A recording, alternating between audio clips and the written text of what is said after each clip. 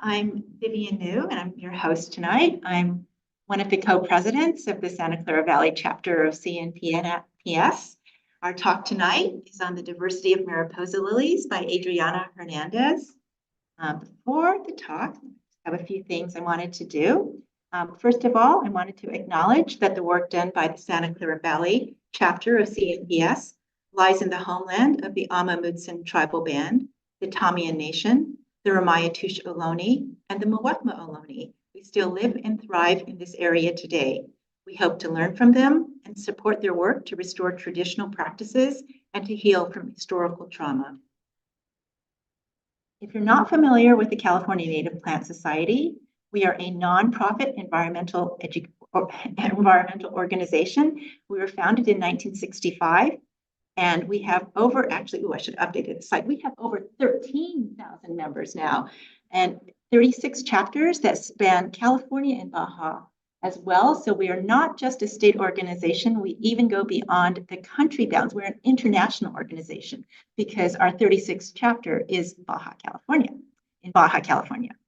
Our chapter is the Santa Clara Valley chapter, and we cover all of Santa Clara County as well as southern San Mateo County, approximately up to where San Bruno Mountain is. And our mission is to protect California's native plants and their natural habitats today and into the future. We do that through science, education, stewardship, gardening, and advocacy. If you are not currently a member, we would really love to have your support of our movement to conserve California's native plant diversity. If you are a member, you receive not just one, but two different publications, Artemisia, which has a more science focus, and Flora, which is general interest, all about native plants, both of them. Flora in particular is a very beautiful journal. We have free copies of it in the back, so if you're interested in grabbing a copy, please feel free to do that.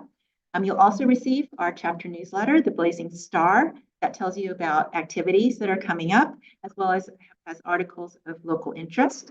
And you'll also receive discounts at local participating nurseries, and you'll get information about all our chapter activities, as well as state activities. One of our big chapter activities is our annual fall plant sale that is coming up, and it is a combined online and in-person sale. So the online portion of it starts tomorrow, and I will tell you it will start at 9 o'clock in the morning because that's when I'm going to turn the online store on. And that will run through the 14th. So if you want to buy plants, I recommend doing it through the online sale because that's when the best selection will happen. And then you will come on the 19th, which is not this coming Saturday, but the Saturday after that, to pick up your plants at Hidden Villa over by our nursery. We're not doing an in-nursery sale this time, but we will have plants outside the nursery available for sale. And Grassroots Ecology's nursery will also be bringing plants for sale. So there'll be two nurseries providing some plants for sale at Hidden Villa on the 19th, but the best selection will be online from our nursery. And we have quite a few plants. Some of them we only have a few of, I know because I'm the nursery manager. And so if you want those plants, you need to buy them online first because I don't think they'll be available by the time the 19th rolls around. In addition, during that sale, we will have a talk and we will have a planting demonstration. So if you don't know about planting native plants, there's a method called the mud planting method, and we'll have a demonstration of that during that day. And there'll be a talk on getting started with native plants as well. So as I mentioned, these are some of our upcoming events. And as I mentioned, we have our big annual plant sale coming up. We have a native plant ID group that meets once a month at the PCC in Palo Alto. And I'm sorry, you can't quite see when that is. It's on the 22nd. I won't. It's the fourth Tuesday of every month at the Peninsula Conservation Center. Lots of things covered. It was keying with natives. It's a little bit more lightweight now. We have speakers come in as well. And so the next one is on October 22nd. We have another talk coming up on October 22nd as well. That will be at the Saratoga Library, Meadow Marvels, Sensitive Habitats and How to Protect Them. That will be by Tyler Feld. We have a photo group, which is online, and that meets every fourth Friday.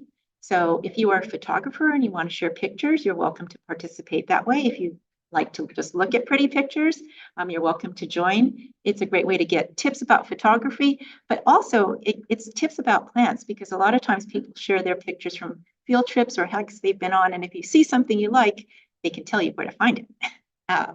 We also have a lot of work days. So we have projects at Lake Cunningham, Cataldi Park, and Kirk Park. Those are all in the San Jose area, Saturday mornings.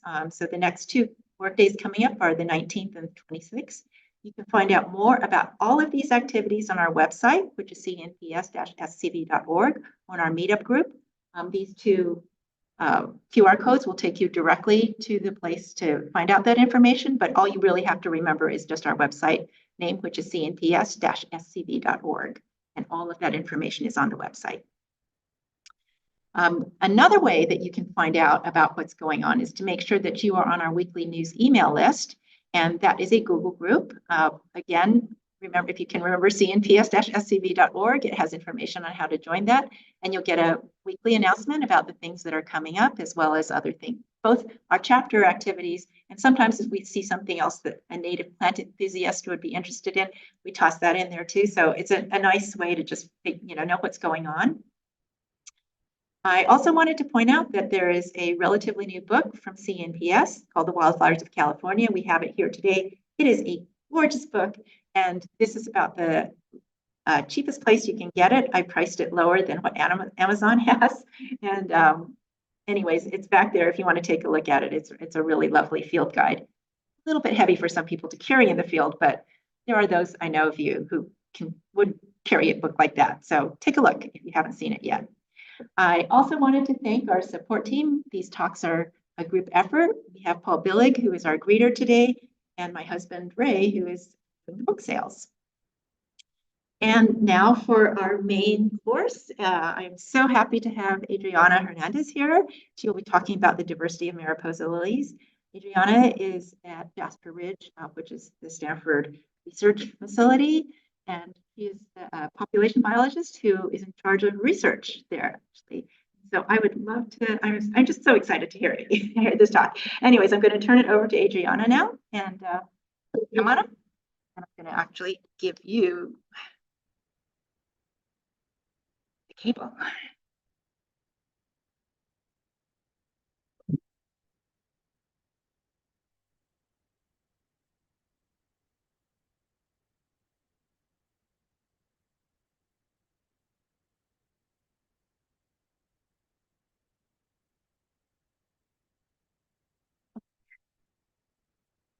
Can you hear me okay? I got this fancy headset for me. It's very high tech.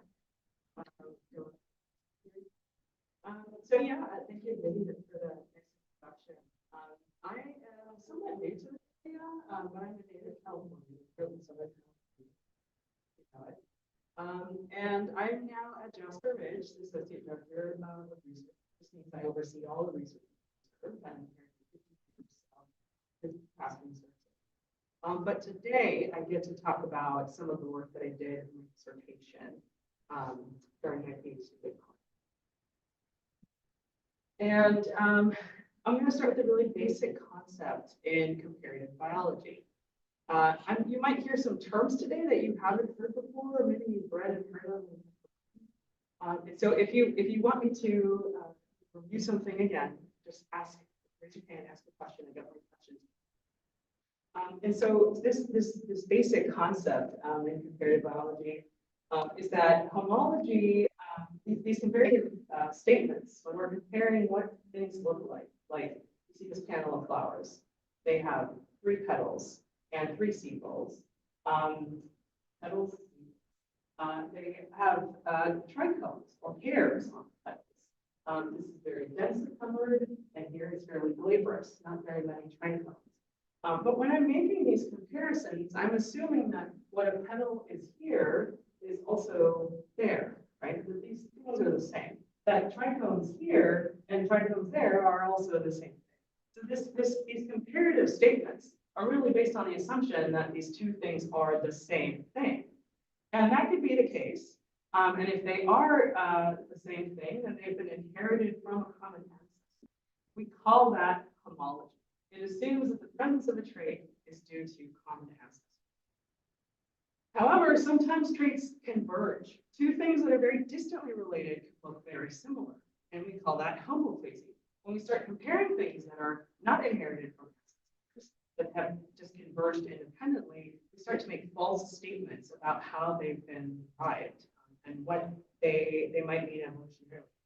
So it's important to understand how features, how traits diversify, to understand evolutionary history. What are the ancestors of these things that we have? To understand pollinator interactions and climate and other agents of selection. So understanding evolutionary history is important to then make assumptions about the ecology. And so you probably all know, California hosts one of 5 Mediterranean climate regions in the world. Here we are, highlighted in red. There are 4 others. And this shift to Mediterranean climate, meaning that we experience cold and wet winters and hot, dry summers, has led plants to adapt to that seasonality. And so plants can predict the winter is going to be wet and cold, and the summer is going to be hot. And so many plants have adapted, such as annual plants, which set seed before they experience really hot temperatures. Or perennial plants, which have stored nutrients, might flower a little bit later in the spring or later in the summer. That has led to this diversification of geophytes, or plants with underground storage organisms. But this transition to Mediterranean climate happened maybe 5 to 10 million years ago, which sounds like a long time ago, but it's fairly recent in geologic time. And so plants are still diverging. Traits are still kind of sorting themselves out. There's still a lot of hybridization, these really young lineages that have are and have been adapting to. So some examples of those plants are manzanillas or arctoscapulas, castellea, paintbrushes, and Calochortus.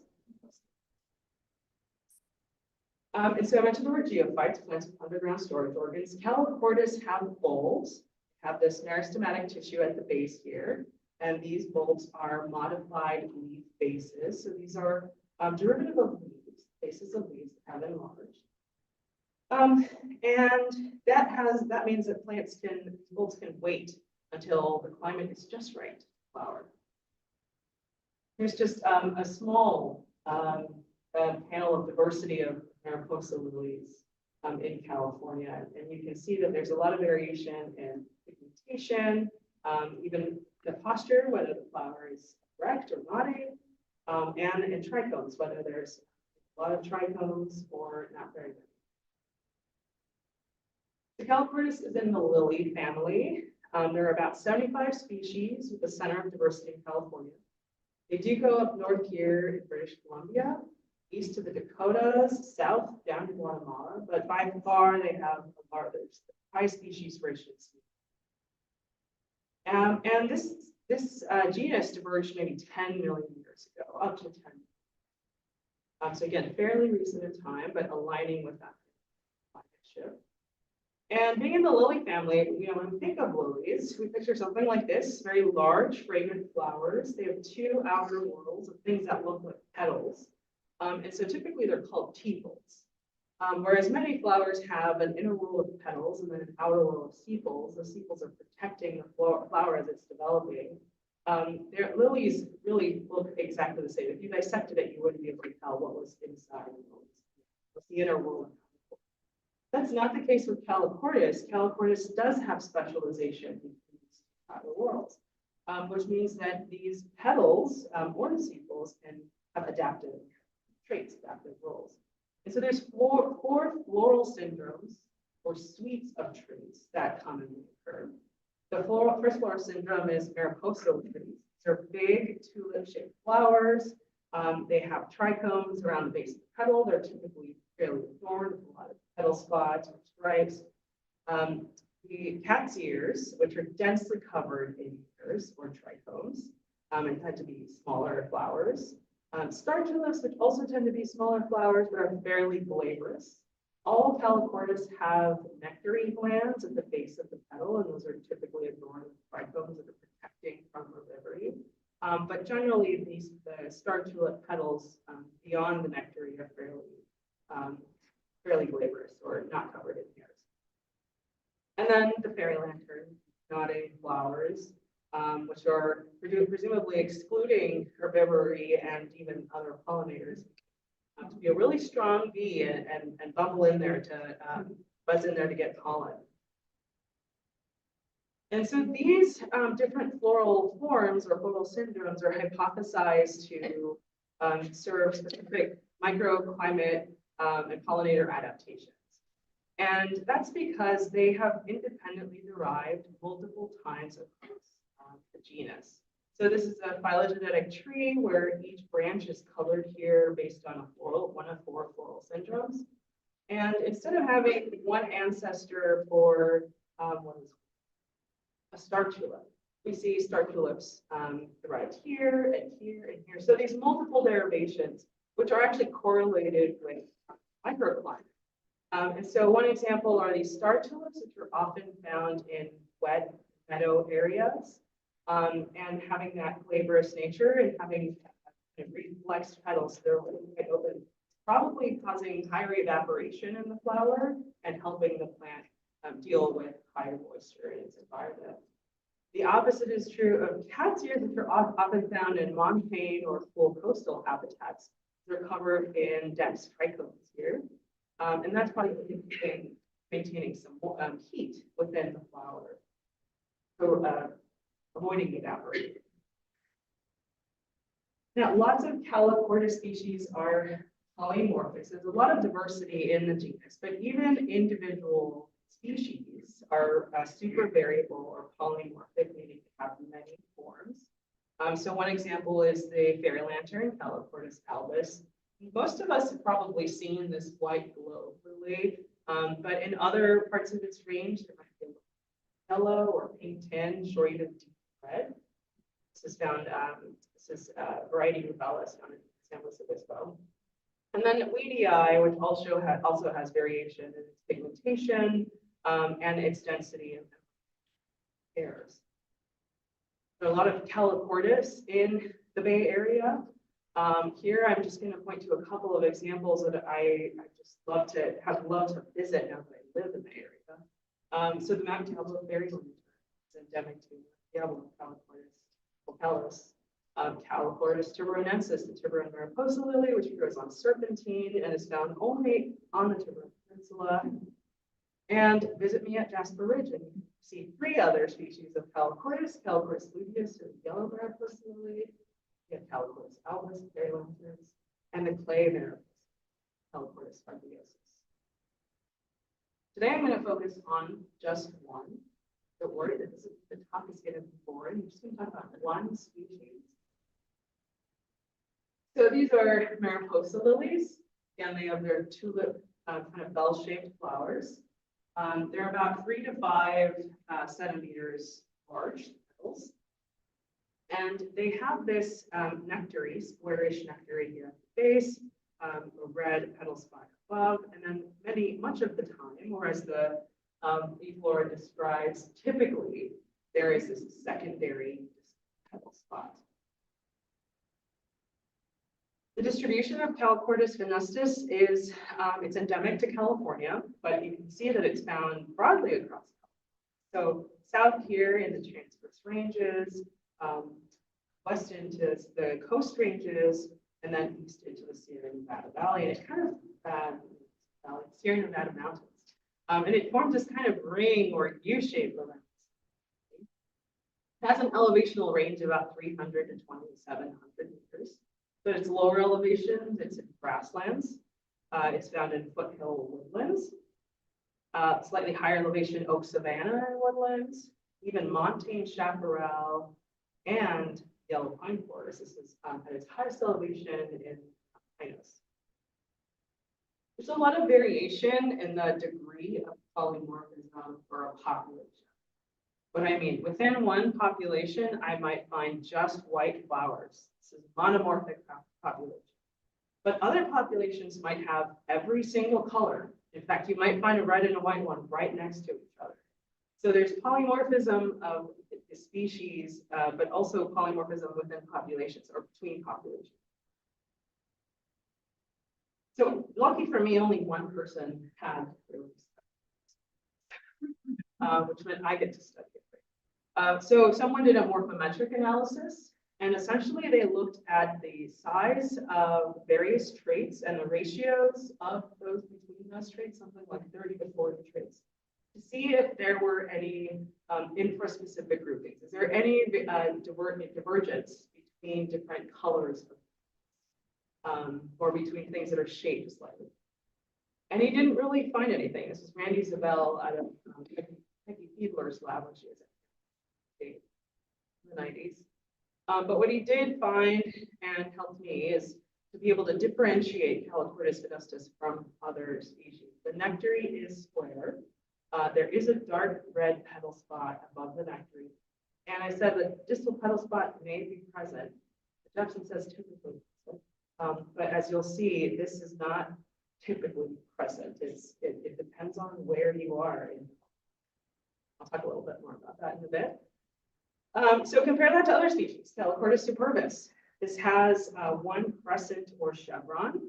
It does have this petal spot, but it's a different color, kind of darker brown, surrounded by yellow.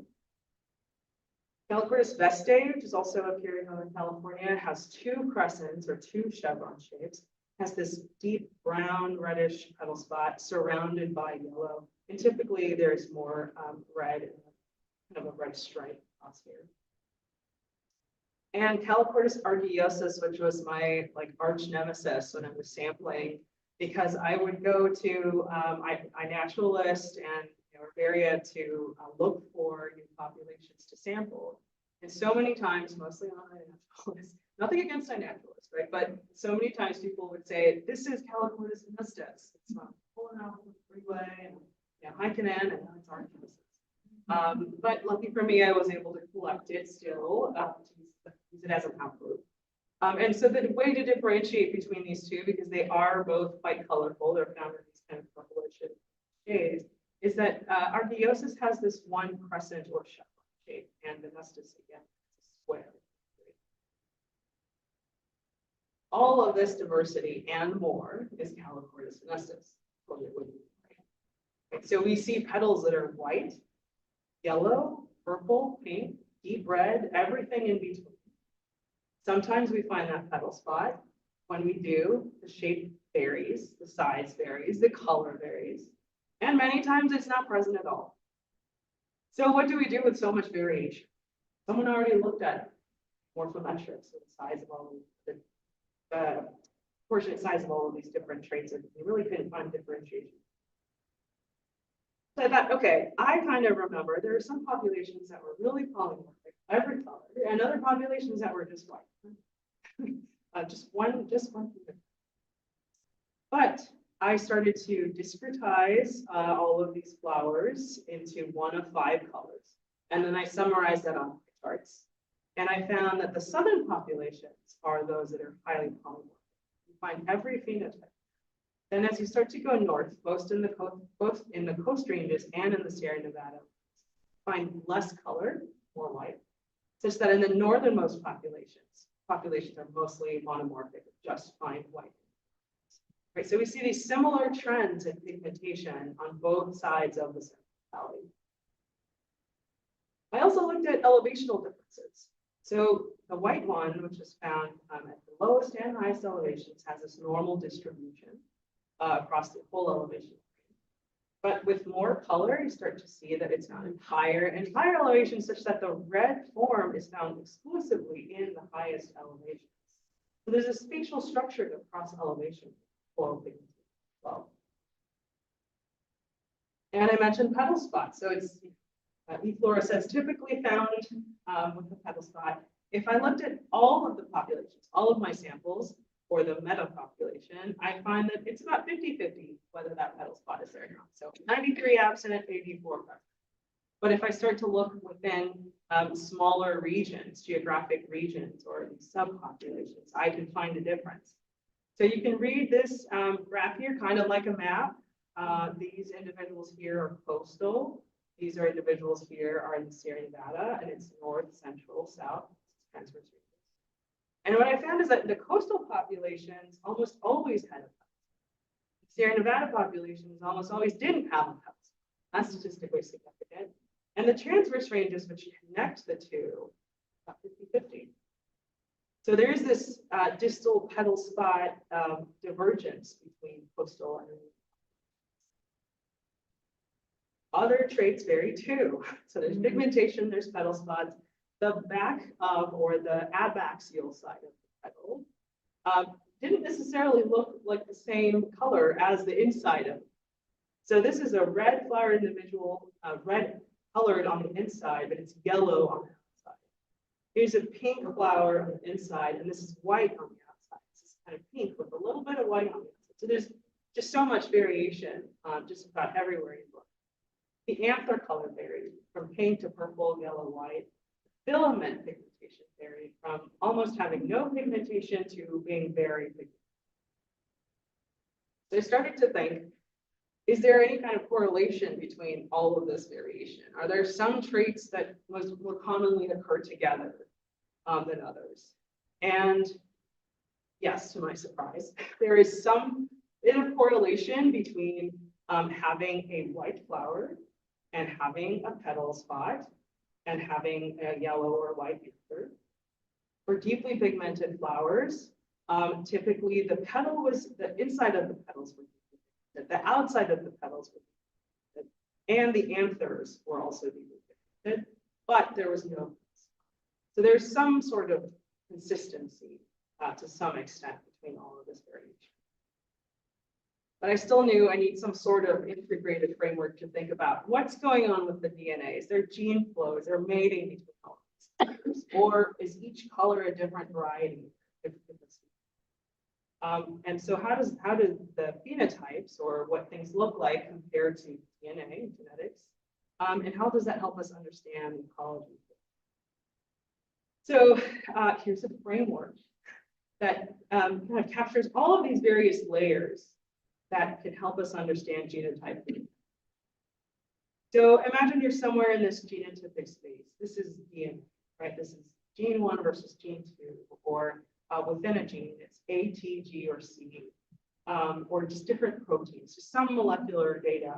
And depending on where you might be in a different genotypic space here, depending on your evolutionary history, your ancestors.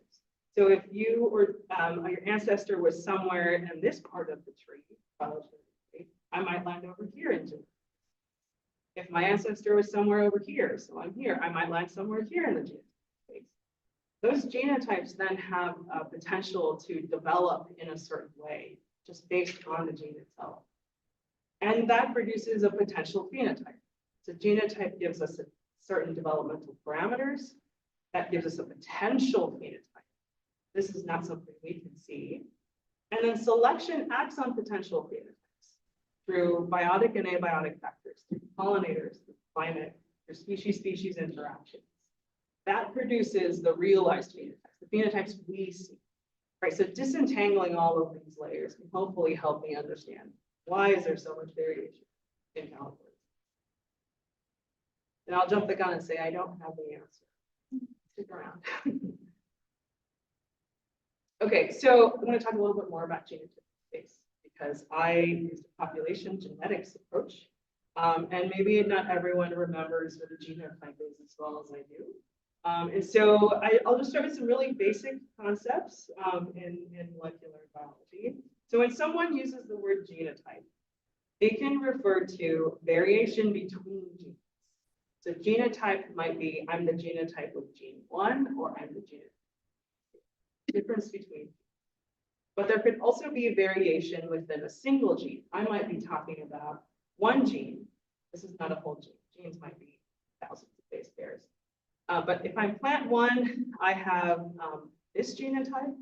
And if I'm plant 2, I have this genotype. And basically all of these letters here represent one base pair, or one nucleotide, one AT. When there is variation between my samples, I call that a SNP, a polymorphism, many forms. And whether it's a T or a C, I call that allelic variation. So at this SNP, you can have allele T, or at the SNP, you can have allele C. That allelic variation is also a gene. Did I lose it there? Yeah. Okay. So I might land somewhere in genotypic space here, based on my ancestry, and end up with an A, a T, just at this one location, right? And typically when we look at population genetics data, we're not looking at one location. Maybe a few years ago, or many more years ago, you might look at just 5 genes. Now we'll look at thousands of locations across the genome, thousands of SNPs. I mentioned that genotypes can be derived from ancestors, so your evolutionary history, but I also want to know that genotypes can be derived from mutations. So when cells are dividing and DNA is replicating, mutations can happen, kind of by chance. So that's just another source for genotypic variation. Okay, so how do population genetics and phylogeography, how do these two things help inform what I'm seeing? So some of my driving questions is there gene flow between different petal colors? First of all, are they all one species, or are the reds doing their own thing, the yellows doing their own thing, and so on? Are populations structured by geography? So I saw a lot of variation down here and not so much up here. So I thought, well, maybe there's a lot of gene flow or a lot of mating between southern populations because there's so much color there. Maybe there's not so much gene flow or mating between the northern and southern populations because the color's gone. Suddenly it's gone. And then these two populations are north. They're almost all white flowered. And so they look similar in that sense. And they're also, in terms of miles, not very far from each other, right? They're closer to each other than they are to the southern populations. So is there mating there? Is there gene flow despite having to cross the Central Valley? But also remember that this is a 5 to 10 million year old taxon. So 5 to 10 million years ago, maybe this was a little bit. Well, that distribution made me think of ring species. Has anyone heard of ring species? My partner, that's cheating. You should know. So, okay, this distribution, this is basically showing a distribution around some sort of geographic barrier. So in this case, this is the Central Valley. And the most common known example of ring species, or probably best known example, is in Encetina salamanders, where these salamanders moved from Oregon down to California around both ends or both sides of the Central Valley. And as they were doing so, they were accumulating mutations, accumulating adaptation. They started to look different to match the vegetation and surrounding ground so that they would avoid predation. So they do look quite different. But they had evolved so much that these terminal ends here, when they would mate, would not produce viable offspring. They would produce offspring that just didn't match either, the woodland or the grassland. It would just look so different. It would look so different. So they really didn't have the potential to produce successful offspring. That's the idea with ring species, is that there's a chain of populations around some sort of geographic barrier. And there's still gene flow remaining between neighboring populations, but the terminal ends of the ring have diverged so much that they can no longer make native species. So I took a population genetics approach. I used rad sequencing. What that means is instead of taking all of the genome, which in this case was 5 billion nucleotides plus, what is mine for that? Not me. I wanted to take various samples, anonymously sample the whole genome. And so this takes an enzyme and it cuts across the genome. And it's really a cost-efficient way because I'm getting a lot of genetic variation across the whole genome, but I'm not actually sequencing. And I want to be able to do that because I want to sample a lot of samples. So I want to sample across all of this range, this known range. So these blue dots are CCH records, and these larger magenta dots are my samples. So I sampled 174 individuals, included outgroups, and I ended up with 94,740. This is how many comparisons I can make across the genome of 174. So that's a lot of genetic data. And the first thing I did was run a PCA. This basically will take a complex data set and find the axis of variation, strongest axis of variation, and that's PC1. principal component. And then the second strongest axis, variation. What explains the most variation in all this data? And what I found across these 94,000 SNPs, right? So these are going to cluster based on their genotype, how similar they are, is that there was no clustering based on petal color. So these individuals are colored based on the petal, the inside, adaxial side. And if I had a group of red, say, okay, maybe they're not mating and they're just different varieties of different taxa. But in this case, we find that they're scattered all across. So there is, this is kind of the first hint that there is a gene flow mating petal colors. Now they're colored. So this is kind of turned on its side, this way, yep, this way. Now I have PC1 here on the Y and PC2 on the X. And that's because I colored them based on geography, and look at that, they look almost identical. So I have the coast ranges here, two gray populations. I have the Sierra Nevada populations here, and then the transverse ranges in the middle, the bottom. And so this is showing 6 kind of subpopulations. They're clustered genetically using their genes or their genotypes. But they're showing really strong geographic location. So the individuals that are closer together are genetically close. Now I'll show a phylogenetic tree, some maximum likelihood tree. So it tells us which samples are most closely related. So this is a tip, and that's a tip, that's an individual, that's an individual. And they're connected by a node or an ancestor, right? And that's connected to this other sample. So this ancestor, this little grouping here is Calochortus argiosus. And there are other compound groups there. And this whole group here, or this whole clade, is Calochortus venustus. So there is an intermixing between different species, which is a good thing, because it means that Calochortus venustus is monophyletic. It is one species, right? One grouping. The other thing here is that there are, so these blocks represent petal colors. There are a variety of petal colors within one grouping. So just this grouping has the white, the pink, purple, yellow, red. Again, evidence that there's gene flow between these individuals here, as opposed to if they were different species or varieties. I'd find one group pink, one group yellow. So now I'll show you how they map to geography from this tree. So these individuals branched off here. They diverged. They were located in the plain, Southern California. And another group diverged. They're located here in what I call the northern Coast Range, or central Coast Range. Then the transverse range population. So they started to move east and north into the Sierra Nevada. So these individuals here in blue, another group green, and finally pink.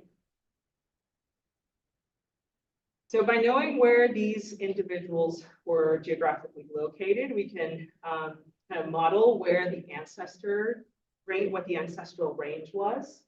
And that's what helped us see that there was this parallel south to north migration. So individuals started off here, somewhere in the plain in the southern California range, up along the coast ranges. And same thing with this other group, other clades that moved up along the Sierra Nevada. So there's really strong geographic cohesion of clades, and there's this parallel south to north, meaning parallel as in two groups. And another analysis they did is called a structured plot or admixture, and that shows us genetic similarity and kind of mixture between samples. So each column here is one individual, and this admixture coefficient is the proportion that individual carries for each gene. So it's maybe best understood by these. There's some samples here that are all purple. So they carry exclusively the purple gene. There's some individuals here that are all green, they care exclusively. But you'll see these are co-strange individuals, transverse range individuals, and then this is self-essential to that individuals. And there's this kind of gradient between co-strange and transverse ranges, and Sierra Nevada. So individuals are sharing genotypes based on their geography, which we already knew, but now we're seeing this kind of gradient proportions, admixture, or exchange of genes with nearest neighbors. So we see admixture between.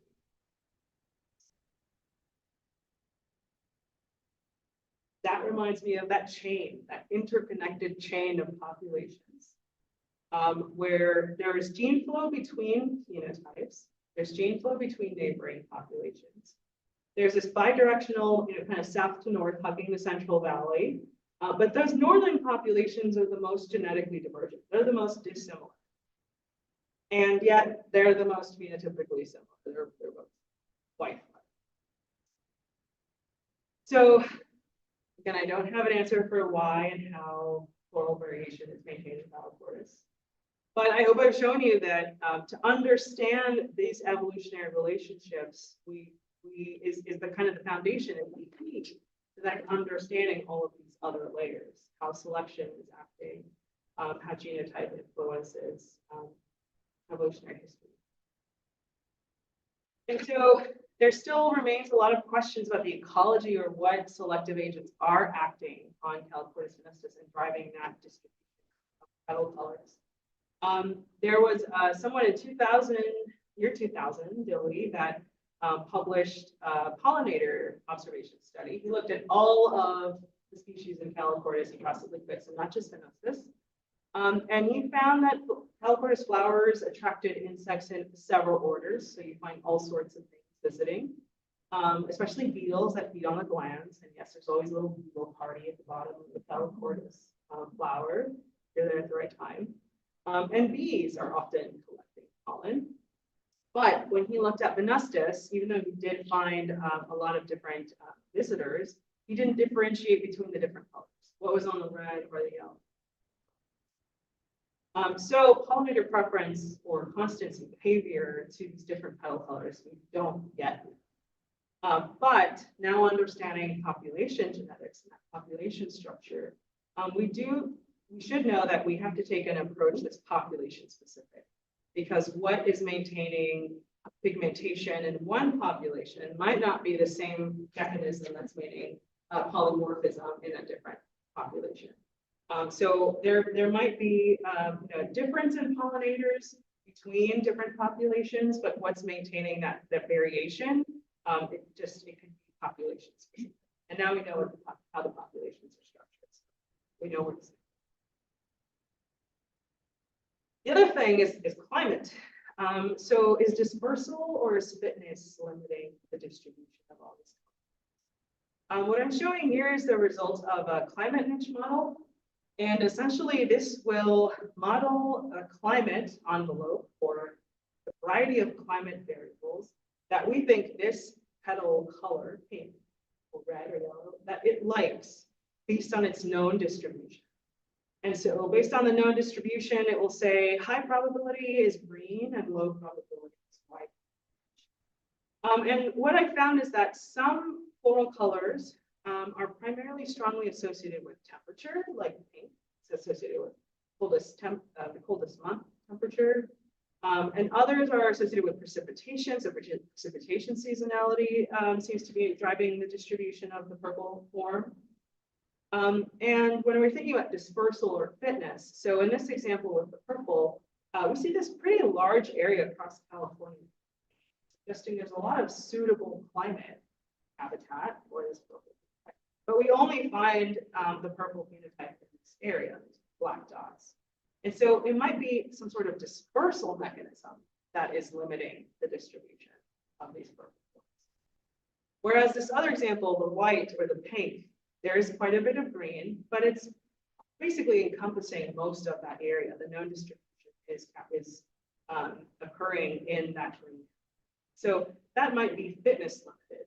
In other words, it just doesn't like the climate outside of where it's. Okay, so still trying to figure out what is the role of climate selection, but now on molecular biology, whether the genomes are diverging or whether they're evolving similarly in parallel. Am I good on time? Yeah. So here is something that's maybe a little bit more complex when it comes to genetics, maybe not. So alleles, right, whether you're A, T, or C, under selection are expected to track environmental. What does that mean? So here's an example of environment orange and then environment blue. And the adaptive peak, or the highest fitness, best fitness for environment orange is here. And for environment blue, it's here. This is not higher fitness or lower fitness, it's just where you are in the fitness landscape is different for these two environments. And in that transition zone, when it's very discrete jump between environment 1 and 2, you also have a very discrete jump in the alleles. So it looks very harsh like this. I jump from A to T, or from T to C. But what happens when environments are not discrete then? When it's kind of final, or if there's a gradient? Well, when the environment is in this gradient, then we expect fitness peak to also follow steadily in this gradient, in this climb. And so then the allele frequency, whether you find G or GC, is also following a steady. What that might look like is individuals here all have G and individuals here all have T. But more and more individuals are going in this direction the closer I get to that environment.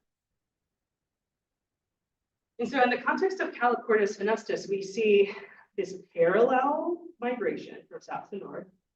And so we start to wonder, when the southern climates are similar in our two transects, and when the northern climates are similar, going this way, do we also then see similar transitions in the alleles from south to north? But what about divergent selection, where we see differences between coastal and Sierra Nevada populations? Sierra Nevada is not much like the coast in many ways, snowpack for one. And so is there divergence between the two transects? Do I see the slow movement from G to T as I go from coastal to N? So to answer those questions, I used what's called genotype and environment associations. These are just statistical correlations between alleles, A, T, G, or C, and environment or climate data. And so I took climate data that's publicly available from WorldClim, and I looked at climate variables that had variation across my samples and that are known to influence California, like temperatures. And so here are some examples. So this is minimum temperature of the coldest month, where the coldest month is here in this is negative 15 C. This is much warmer and along the coast. And then these pie charts summarize the proportion of individuals that have different genotypes. So genotype, you don't even have to say 1 or 2 or A or T, you say genotype black and genotype white. These are primarily in this white genotype. There's a little bit of black here. And this is primarily genotype black. There's a little bit of white here. But in the south, where we connect these two populations, there's a lot, there's kind of 50-50, there's a lot of variation. This is minimum temperature of the coldest month, but it's representing a genotype for a salt tolerance gene. This regulates salt tolerance. And we know salt tolerance should be different. These populations between coast and inland experience pretty different salt conditions. And so it's not surprising then that you have a molecular response to salt tolerance that way. But it also tells us that somehow salt tolerance is associated with the temperature. I don't know why. That's what the results show, right? Really strong statistical correlation. It doesn't mean it's causal. It is just a correlation. Now, this is a heat shock protein gene, and this is temperature season. So much less seasonality, much more seasonality. And this shows even starker the contrast between coastal and populations. So coastal populations, almost all in this black genotype, almost all in this white genotype, and then this variation. So it shows us that alleles under climate selection do track these environmental lines, these climate, and it's showing divergence between. So at some point, maybe these these northern populations, ends of rain, will not be able to less speciated. It also shows us that populations under different climate regimes show different molecular responses. So a lot of us know that you don't take a plant from Southern California and you plant it up here in the cold and it just does great all the time. Sometimes it dies because it's just not the right climate. And that means it has adapted to that other climate that you're taking. So we know that studying the effects of climate on one population can be used to predict the effects of another population that experiences different.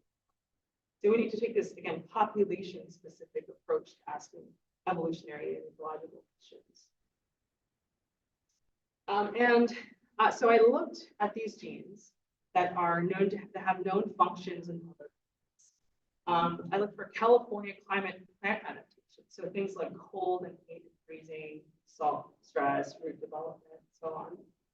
And I found that for each of these functions or adaptations, they seem to be influenced by multiple climate variables. So I don't just have the minimum, the annual mean temperature is associated with stress, with salt stress, or temperature seasonality is associated with water density. It's a combination of climate variables. Each of these boxes represents a different climate variable that are associated with these different functions. So for example, water deprivation, 141 genes or loci, and it has 7 different climate variables that are regulating water deprivation. So we know that climate change will likely affect multiple traits at once, not just one. And understanding these molecular adaptations can hopefully be used to predict future molecular adaptations under climate change. To really test that, we need to do common garden experiments to test the role of individual climate variables on these traits. So in summary, when we find polymorphic species, or really any species, we can't assume that the traits are adaptations. The traits that we're seeing are not necessarily adaptations. Traits might still be sorting themselves out. Like there's still hybridization, especially in young lineages. So there's still a lot of gene flow. And so it might be that they are sorting themselves out, or it might be that there's so many different agents of selection. It may be a combination of climate and pollination biology and other species interactions that are maintaining polymorphisms. And so genetics and population biology, evolutionary history resolves the confusion between making homologous statements or like-for-like comparisons and convergent traits, which are things that just look the same, but they're not inherited from ancestry. So sometimes those are unfair comparisons. And in this case, it revealed ring species, which is only the second plant known to have. Yeah, the first is a Forbia from the Caribbean. And then these genotype environment associations identified regions in the genome, SNPs, that are likely under selection from climate. And that helped us identify traits that are under climate selection. These traits are not obvious to the eye. I won't necessarily be thinking about salt stress and Calochortus venustus, but now I will, because I see that it's under selection from all of these climate variables. And they will likely be, traits will likely be affected. So I encourage you next time to, when you learn a new plant or look at a plant really closely, that trait looks really cool. Think about its ancestor. Think about its sister. What sister to this species? Is it have a function? Do we think it has a function? But let's think about evolutionary history. So with that, I'll thank all my funding sources. My undergraduate researchers who helped a lot with the molecular lab work. Nick Rocha is doing a study on the pollinators in Calochortus, and then just everyone who helped me at Cornell. Here. And I'll just do a quick update in case you're wondering, what is she doing now? I'm at Jasper Ridge, finding fire followers. So we just burned at Jasper Ridge in March, and it's kind of a weird time to burn, right? So normally wildfire is happening at the end of the summer or sometime in the summer, or even early fall. And then you get winter rain, and seeds are happy. Oh, I got smoke and heat. Rain and ready to come out in spring. And so we didn't really expect things to germinate in response to the fire, the described burning this year, because we burned in March, there wasn't that much rainfall between March and the summer, and yet these little guys grew. So the Western bewildering bushmallow, or Melanophonus arcuatus, or arcuatus. I found at the edges of piles, and you can see it really is just along the edge of the burn pile. The center is probably too hot and it's scorched, but the edge is just the right conditions to not produce too much heat or too much smoke to it. And so here I just wanted to show this close-up picture because I love the spelling. And to read more about it, we have a couple of blogs, one that talks a little bit more about the natural history and more in the context of indigenous connections with the tribe. This is the ancestral land of the They helped with these burns to just check out more about it. Thank you.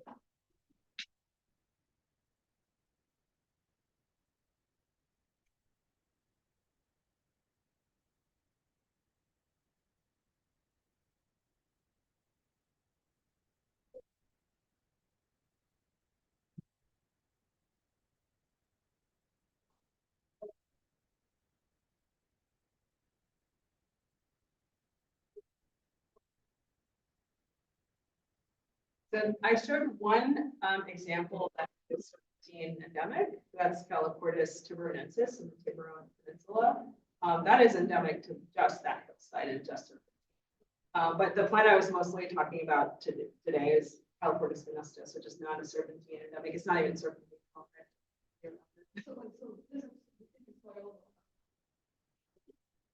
Of the genus as a whole, definitely. Yeah. And if you really are interested, there's a new paper by Nisa Karimi and Tom Givnish, and I'm also on the paper helped collect that talks about serpentine, soil affinity and chromosomal evolution in Calochortus.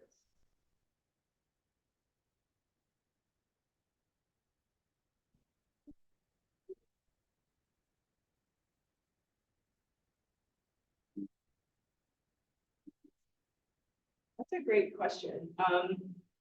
Really, Calochortus venustus is, I think, the only red in Calochortus.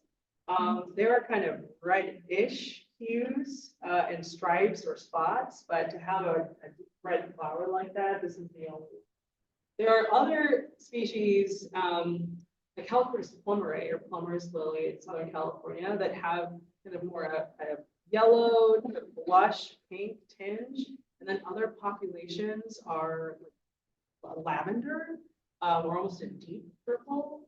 And those I haven't looked at first, so I haven't looked at the data, but when I've gone out to look at populations, it's that deep purple that is in San Bernardino.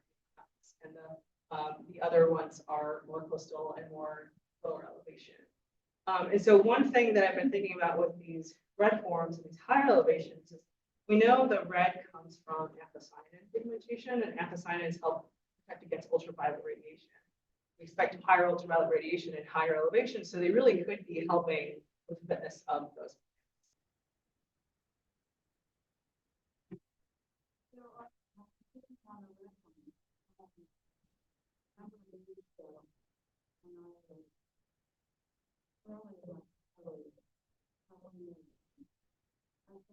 What I thought to be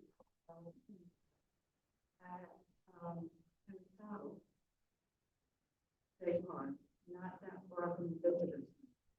And that's not south and not particularly high elevation.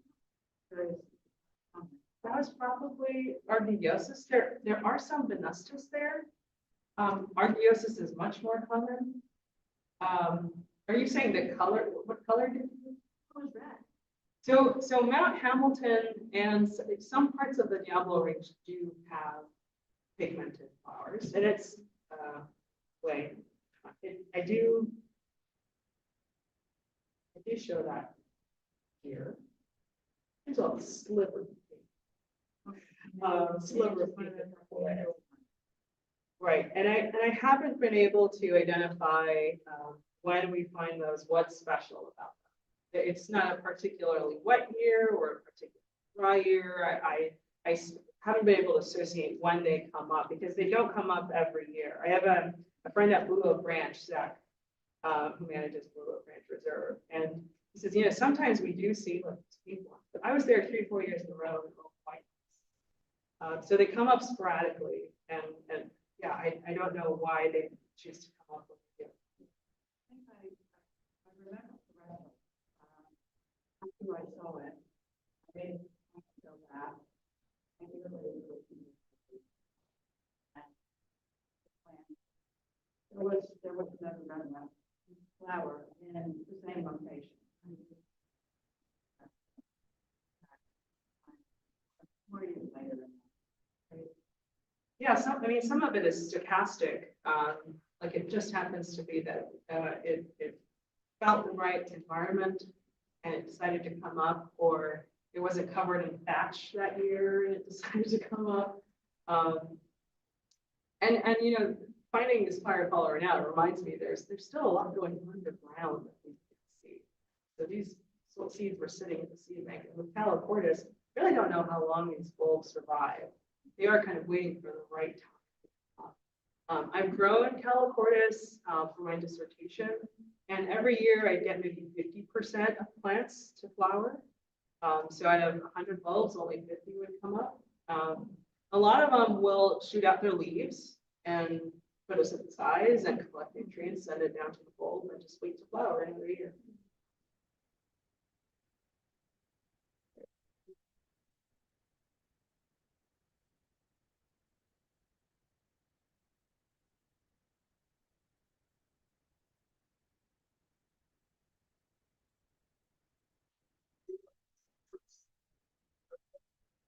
That's a great question. I think if I had another year with PhD, that's exactly what I would have done. But I wanted to come back home. So here it's really clear that PC1 represents latitudinal variation.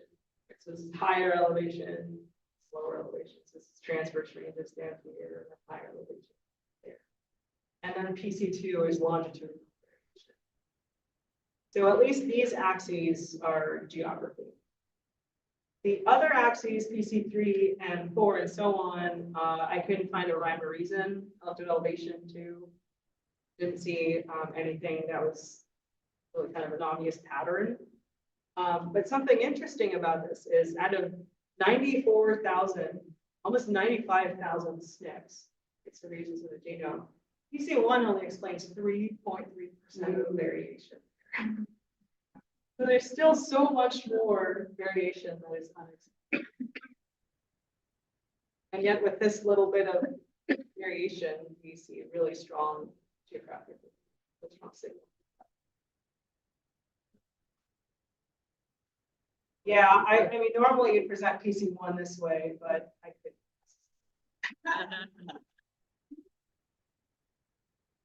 How's California wants to shift?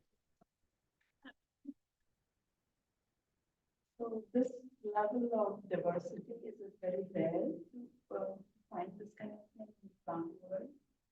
Is Calochortus I would special say in that? I would say that the phenotypic variation, petal color, petal spots, all of that variation is unusual, not just for plants around the world, but plants in California, which are very young and very, we're biodiversity hotspot. I mean, so many different here. I have not seen another plant that it's just as variable. Even genetically, it's unique because it's, it's hugging the Central Valley, and this kind of migration feels kind of really unique. But there are other species of Calochortus that do this kind of as encircling of the Central Valley, and somewhat show patterns like this. So I think it's just unique mostly because of the way it looks. It's beautiful, and it's just so variable. And I told you I'd be talking about one species, but I bet you didn't think that one species was going to.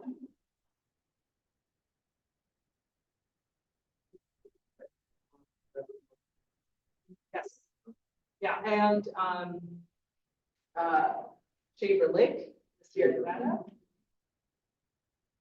There's a little bit of red, although it's not as deep as, I mean, if I had a color really, this red is. In the Greenhorn Mountains, here,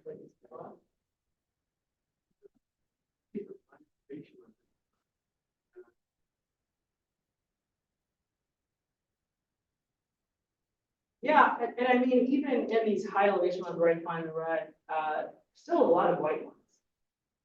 So I don't necessarily think that, again, it's just one factor that's driving this polymorphism or maintaining this polymorphism rather.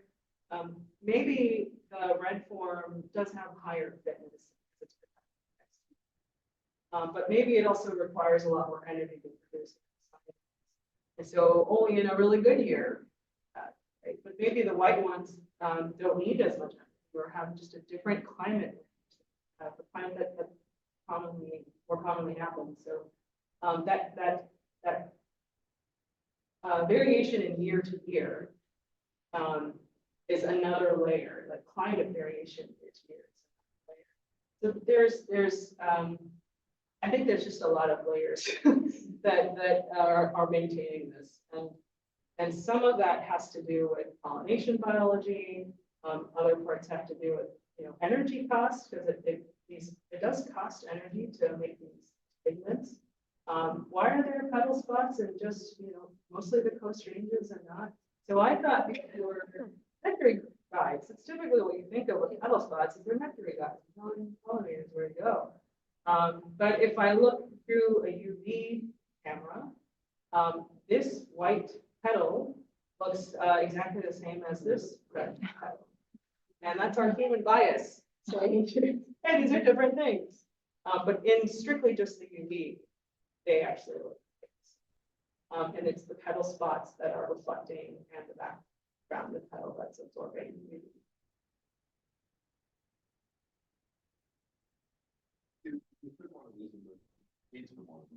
All look the same. Oh, would the seeds look the same? I mean, this is the flowers.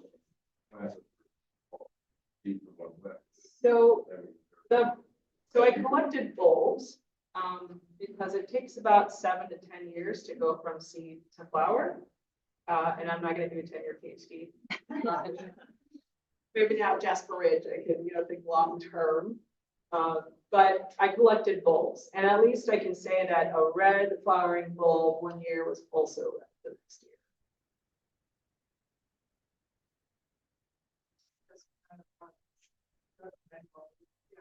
So if we one year, we did with certain color here or not? Yes. Predominant? Yes. Yeah. So Mount Pinus, my first year, 2018 and 2019 especially, was a pretty good year, and I saw a lot of red ones. And then more like 2021, we got some rain, but not quite as much up there. Phenology was a little bit weird. Everything was pushed back like 3 weeks.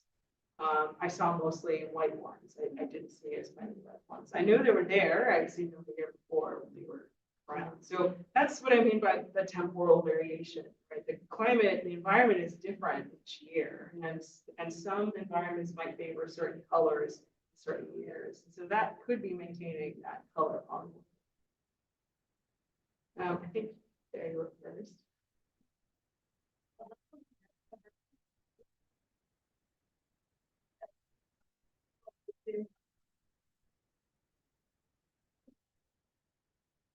If there were different,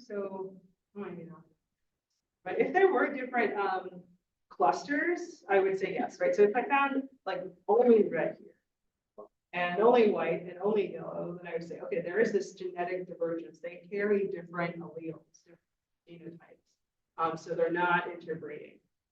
That's where I might. Because it doesn't matter what color they are, their genotypes are based on geography. Yeah. So they're all Calochortus.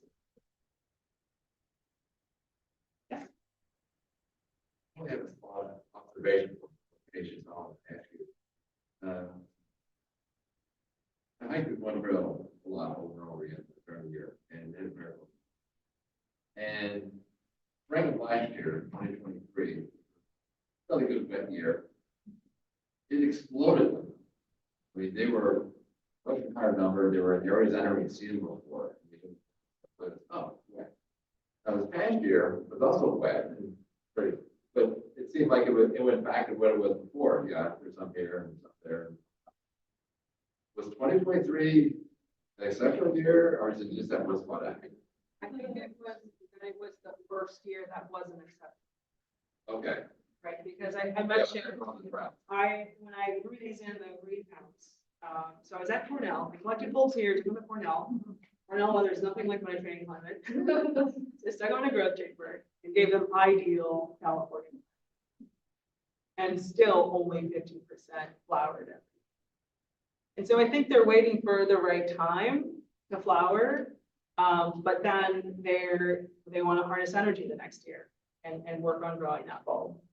I mentioned it takes 7 to 10 years to go from seed to flower. But every time I dug up a bulb, there was almost always a bulblet, a little bulbil, right? So they're asexually reproducing.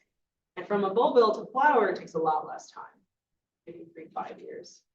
So they might have different priorities in investing that energy from flowers, which take a while, or in for the long game, to bulbs, which can, it's asexual reproduction, so it's not good genetically for genetic diversity, but it's easier to go to flower that way. Does that make sense? Somewhat.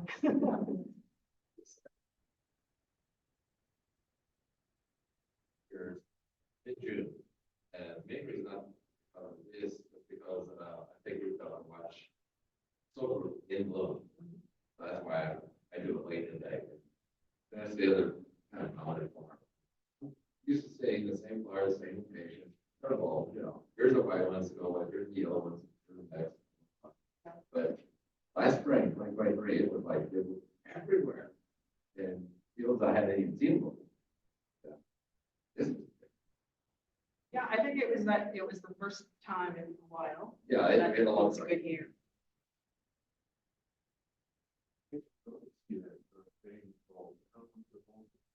That's a great, I don't know, great question. I mean, I wanted to take like a I haven't really been in the position to do that, but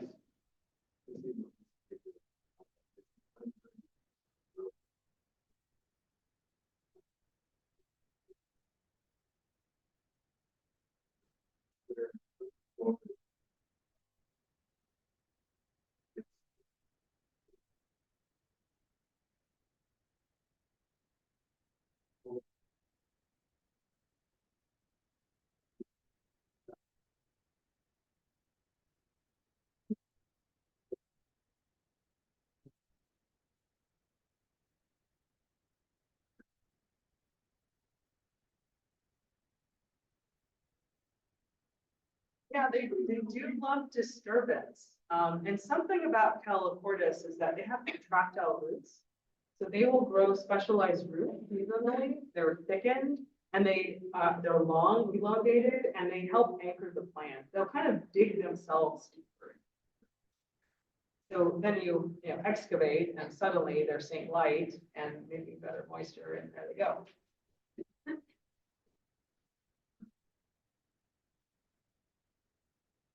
Yeah, I can't, I mean, I really don't know how long. Curious too. Yes.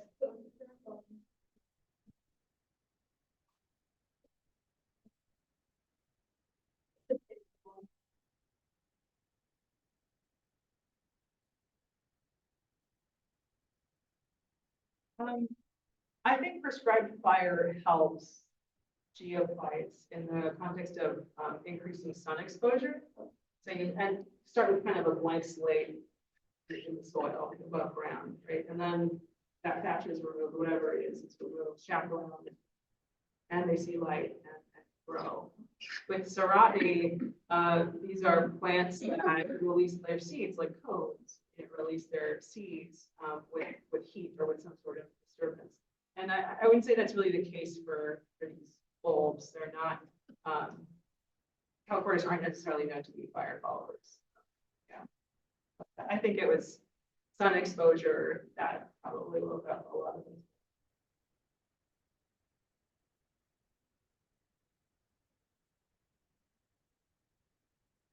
Well, that's it for questions. Thanks for having me.